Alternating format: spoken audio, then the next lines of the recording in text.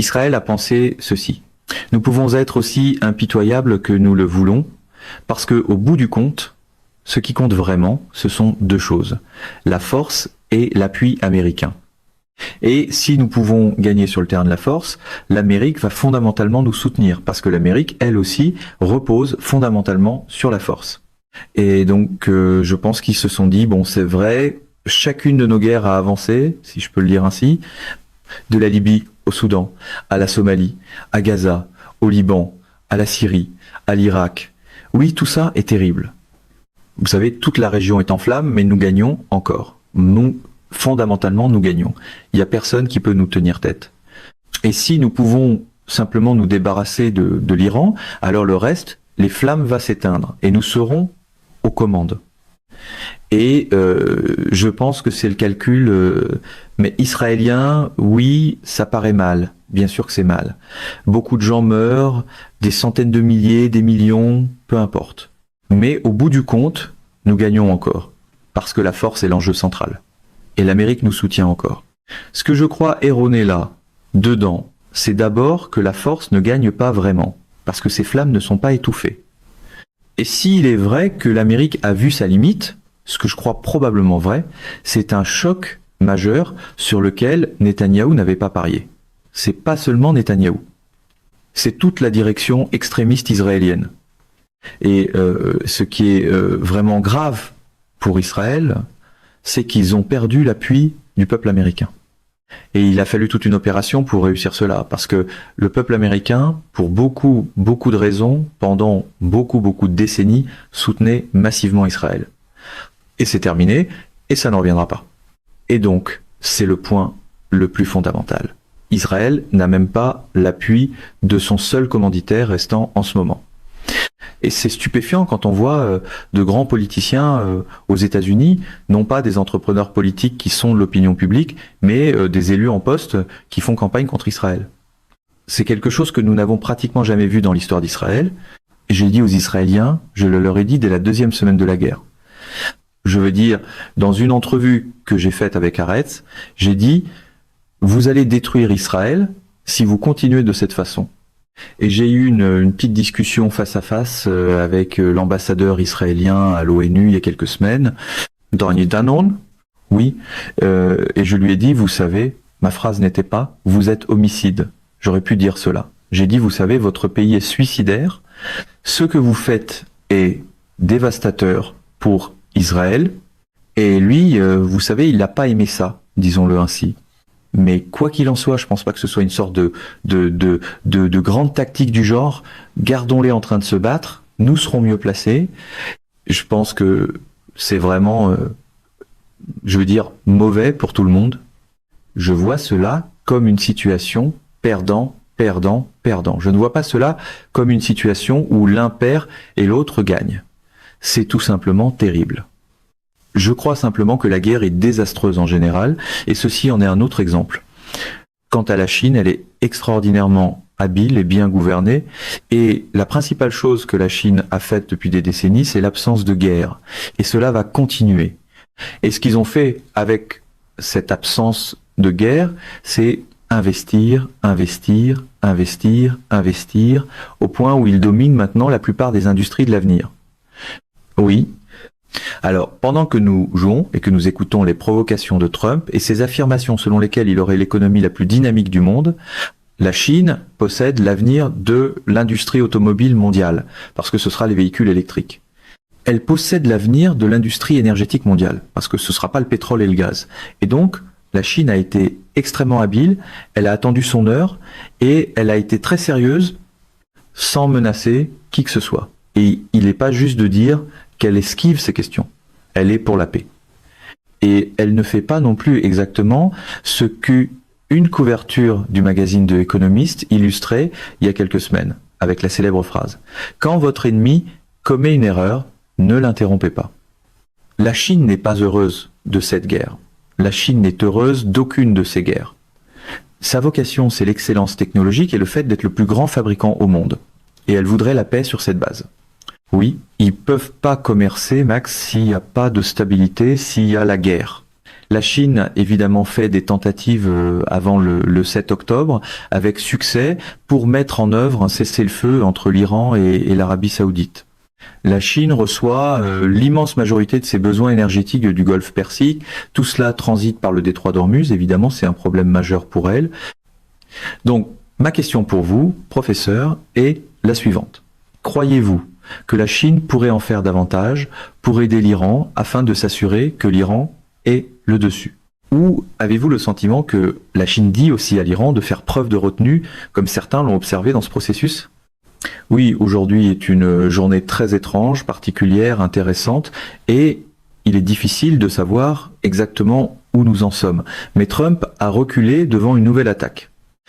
Il a affirmé ne pas avoir reculé sur le blocus contre l'Iran, mais l'existence même d'un tel blocus est fortement débattue d'heure en heure en ce moment.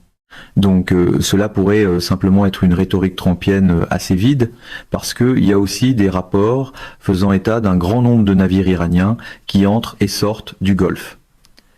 Alors je dois dire qu'il n'est absolument pas clair à aucun égard précis ce qui se passe maintenant, et il est encore moins clair de savoir ce qui arrivera.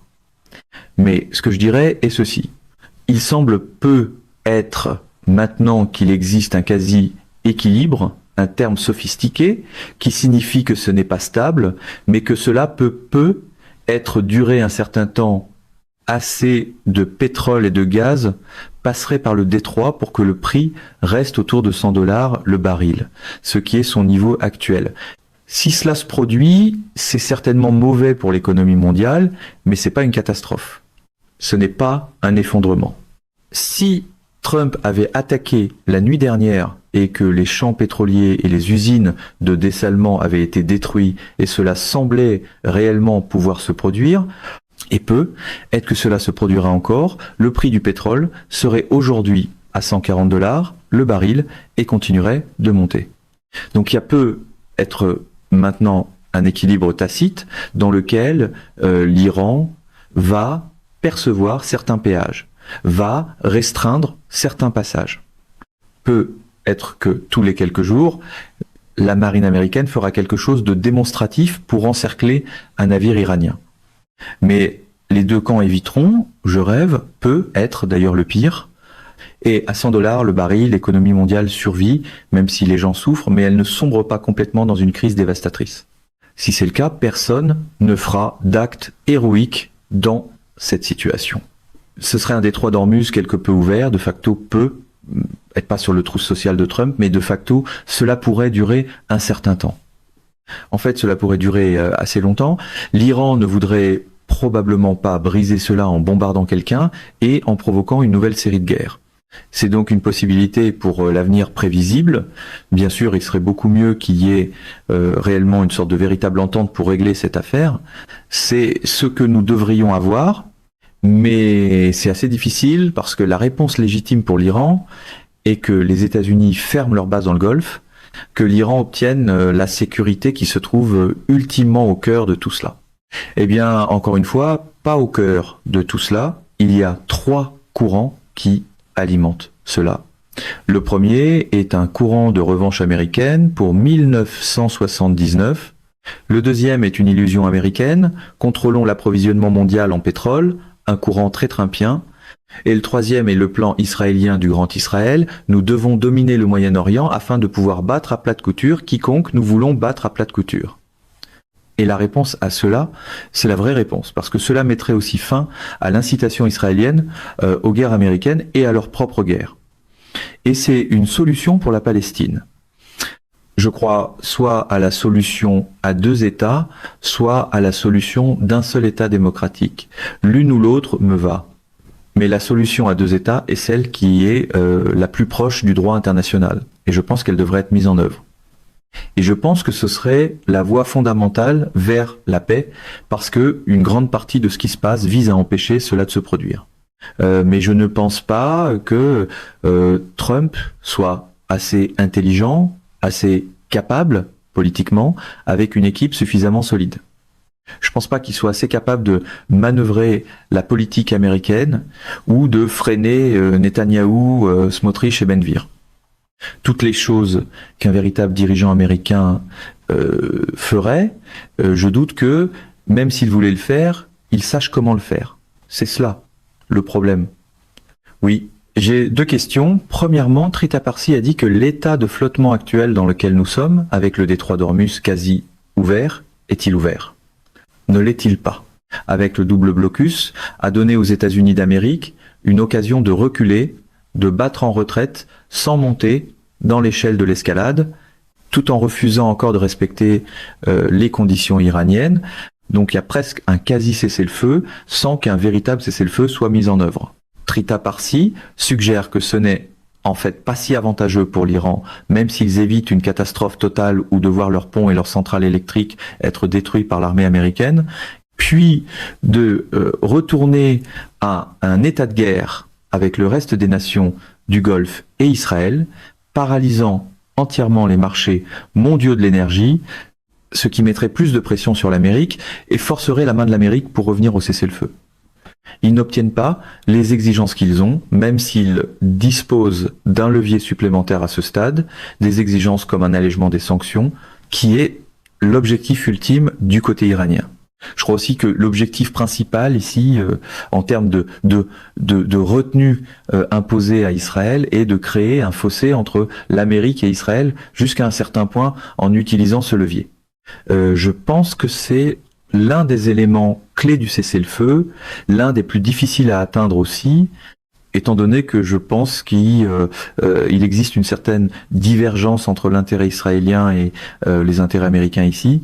Israël a ses propres ambitions et absolument, et a certainement l'administration américaine la plus docile qu'il ait jamais eue, de façon démontrable. Une administration assez folle. Trump l'a dit.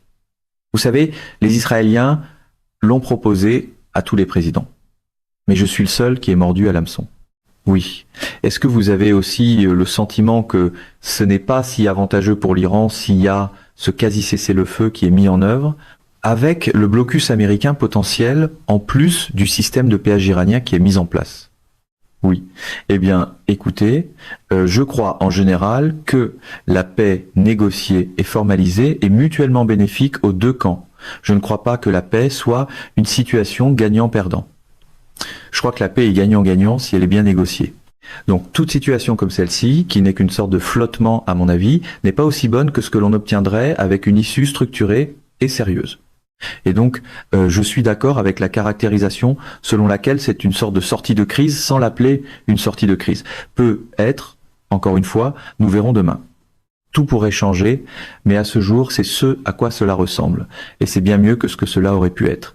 Et comme je l'ai dit, c'est vivable pour tout le monde. Pas formidable pour qui que ce soit, mais vivable pour tout le monde. Si ce que Trita Parsi veut dire, c'est que l'Iran devrait pousser son avantage d'une façon ou d'une autre, et forcer, ne pas se contenter de cela, mais forcer la main des États-Unis pour obtenir un meilleur résultat. Je ne sais pas si c'est possible.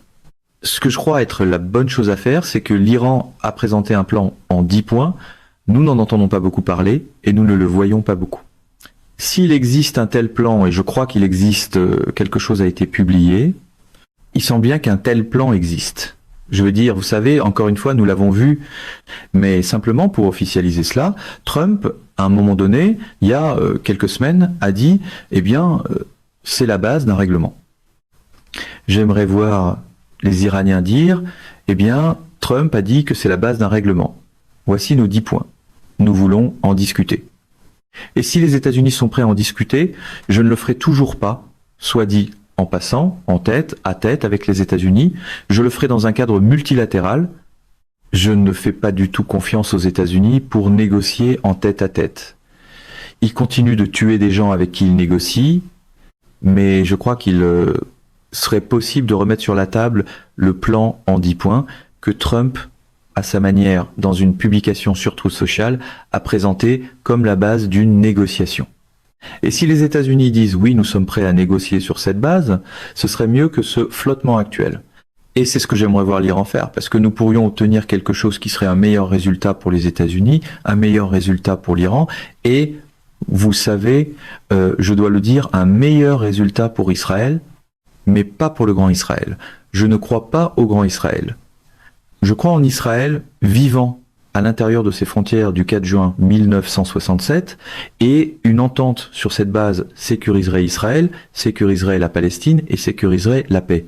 Voilà ce que j'aimerais voir. Il y a différentes écoles de pensée ici, mais l'une des choses auxquelles j'ai réfléchi, c'est comment cela pourrait-il être bénéfique pour l'Amérique en matière de levier contre la Chine. Parce que, comme nous le savons tous les deux, la Chine possède l'arme commerciale nucléaire, les contrôles à l'exportation sur les minéraux de terres rares qui sont nécessaires à l'industrie de défense américaine et nécessaires à pratiquement tout, n'est-ce pas? Ils ont un monopole presque complet. L'Amérique et le monde occidental n'ont actuellement aucun plan de rechange contre cela. Ils ont tenté de développer le raffinage dans des endroits comme l'Australie, je crois, mais il n'y a aucun moyen pour le marché australien de rivaliser avec le marché chinois dans l'état actuel des choses. Donc mon évaluation, si je devais essayer de déterminer s'il y a une logique quelconque à ce que Donald Trump a fait dans le Golfe jusqu'à maintenant, ce qui mine évidemment le pétrodollar, mine les capacités américaines de projection de force, a été une défaite spectaculaire dans l'ensemble et a en fait forcé nos alliés dans la région Asie-Pacifique à reconsidérer à quoi ressemblent les contrats de sécurité américains. Dieu nous en garde. Si une situation semblable à celle du Golfe se produit contre la Chine, c'est terminé pour beaucoup de ces pays. Ils seront beaucoup plus prudents à l'idée de s'appuyer sur la défense américaine à l'avenir, très bénéfique pour la Chine. Cependant, y a-t-il un côté positif à cela du point de vue des intérêts américains à long terme?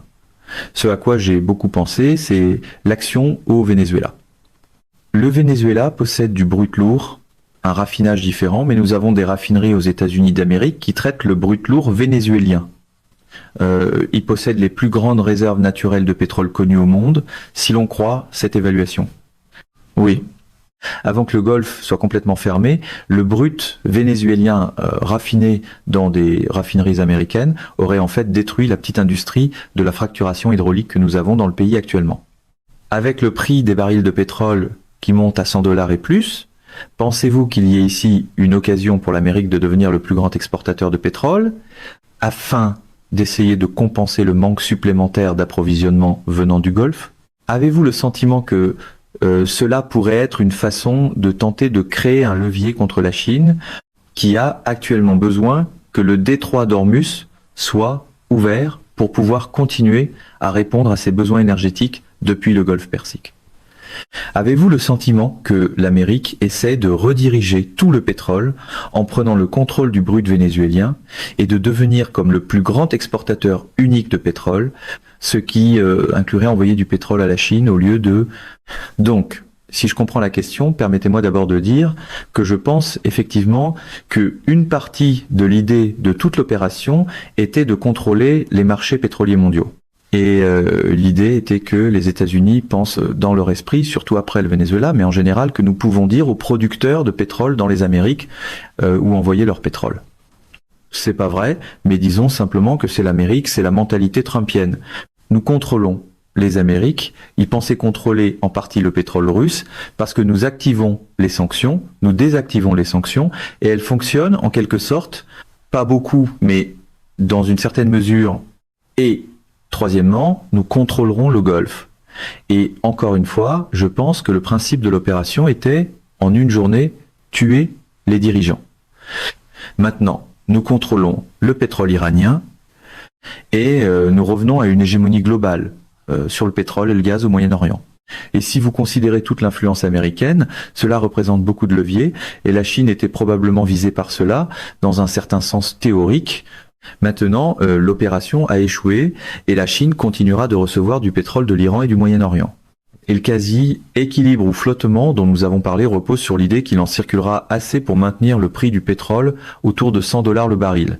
Si c'est pas le cas, si le prix commence à monter parce qu'il y a vraiment une grande pénurie et que cette pénurie devient de plus en plus intense, je ne pense pas que ce flottement tiendra. Nous retournerons à une guerre ouverte ou à une ouverture, à la fin du blocus ou à autre chose. Donc s'il y a ce flottement qui tient, c'est parce que le prix du pétrole et l'approvisionnement restent acceptables.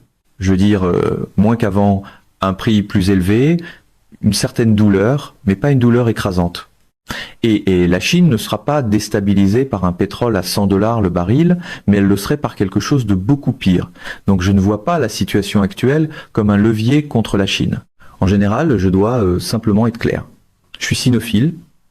Je n'ai aucune idée que nous devrions être, je ne crois pas que nous soyons menacés de quelque façon que ce soit par la Chine, que nous devrions attaquer la Chine, que nous devrions essayer de limiter la Chine. Je pense que toute cette affaire ressemble au jeu de société risque, pas au monde réel. Donc toute l'idée de gagnant et de perdant relève soit des jeux vidéo, soit, comme je suis assez vieux, des jeux de société auxquels je jouais avec des pièces physiques en plastique, ou en fait de petites pièces de bois dans le cas du jeu risque, si je me souviens bien.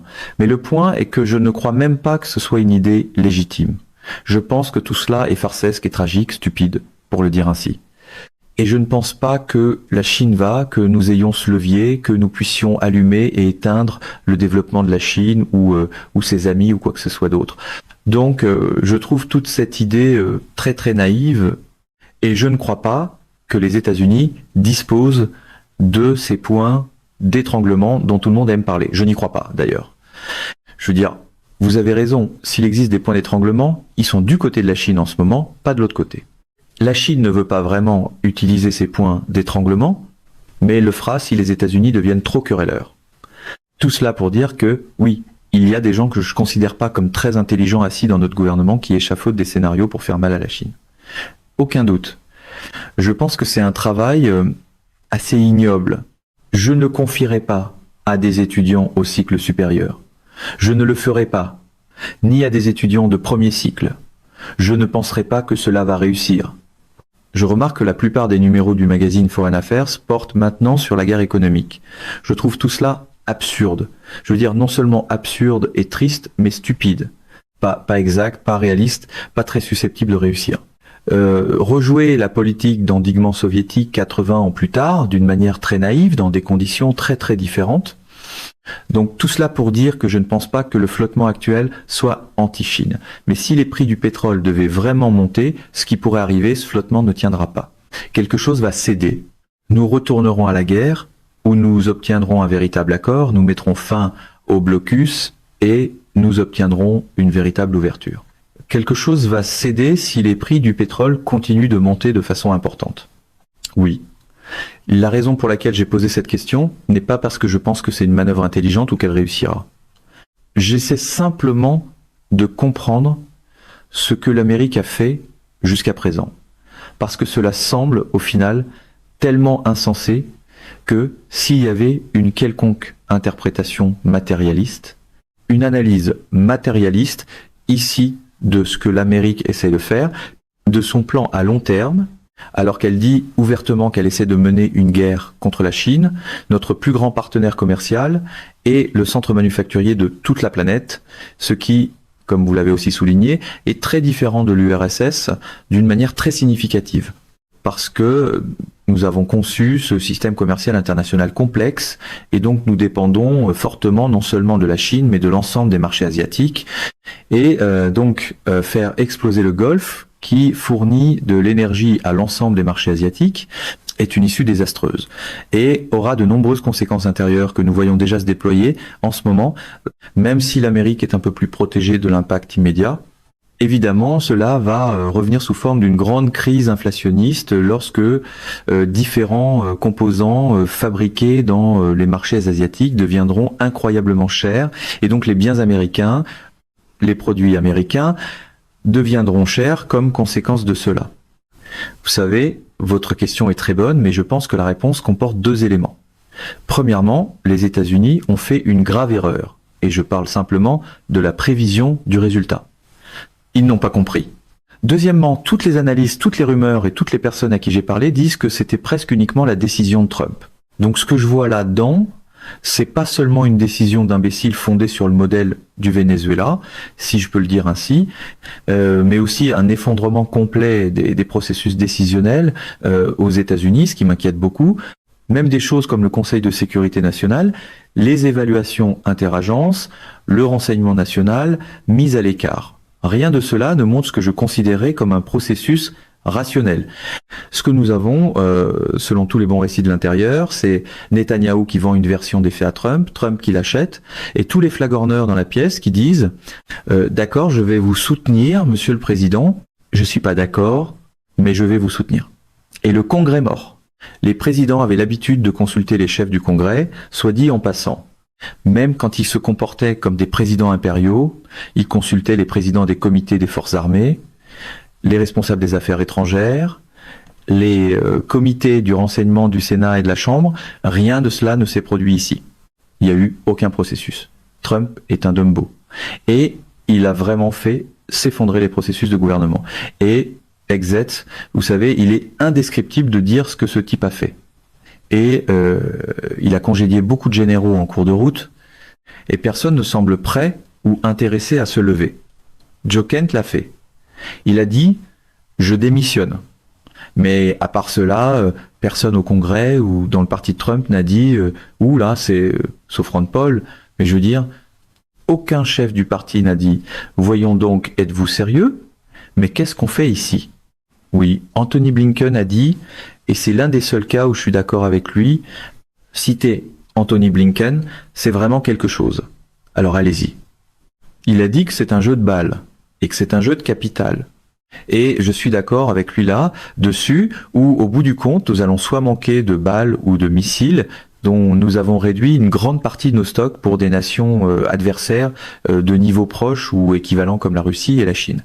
Le simple fait que nous utilisions encore des munitions à distance implique que nous n'avons pas réellement établi la supériorité aérienne de la façon dont Trump aime le prétendre. Et l'autre aspect de cela, bien sûr, ce sont les marchés. Croyez-vous qu'il y aura une situation où il y aura suffisamment de pression des marchés pour que Donald Trump doive reconsidérer? Et quelle est l'ingénierie financière? Je ne suis pas économiste. Je ne comprends pas cet aspect. Mais quelle est l'ingénierie financière qui rend cette matière première physique nécessaire à la survie une marchandise mondiale à demande inélastique, si malléable aux manipulations ridicules de Trump? Oui, je pense que le point est qu'à un moment donné, il semblait que c'était un argument d'attrition. Qui manquera de munitions en premier? Mais je pense que ce que nous voyons est quelque chose d'un peu différent. C'est à dire que l'Iran possède une dissuasion crédible, qui est « si vous nous attaquez, nous détruirons le Golfe ». Et ce sera alors la plus grande crise économique cataclysmique pour tout le monde. Et nous allons le faire. Et je pense que c'est maintenant un argument de dissuasion, pas d'attrition, parce qu'il ne semblait pas y avoir de moyen d'empêcher l'Iran de détruire les usines de dessalement ou quoi que ce soit d'autre. Et puisqu'ils se battent pour leur survie, il est très probable qu'ils le feraient, et c'est totalement compréhensible. Donc je pense que c'est ce qui est ressorti de tout cela. Au final, non seulement l'Iran pourrait fermer le détroit, mais il pourrait faire quelque chose de beaucoup, beaucoup pire. Et personne n'avait de réponse à cela.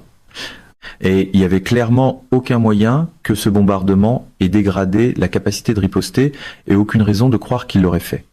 Et la même chose s'est produite l'été dernier avec le premier round en juin 2025. L'Iran n'avait pas été si affaibli. Donc un cessez-le-feu a été décrété après 12 jours.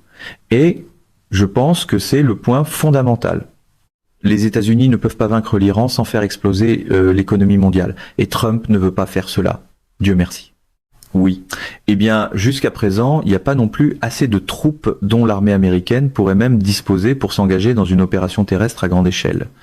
Même s'ils envahissaient, encore une fois, je ne suis pas votre expert militaire pour vérifier cela, mais mon impression est qu'il ne faudrait pas plus de quelques semaines pour détruire les infrastructures clés du Golfe. Les usines de dessalement ne sont pas cachées. Tout le monde sait où tout se trouve. Ce ne sont pas des actifs mobiles. Ce sont des actifs statiques, incroyablement vulnérables, et ce sont en réalité des actifs de vie ou de mort.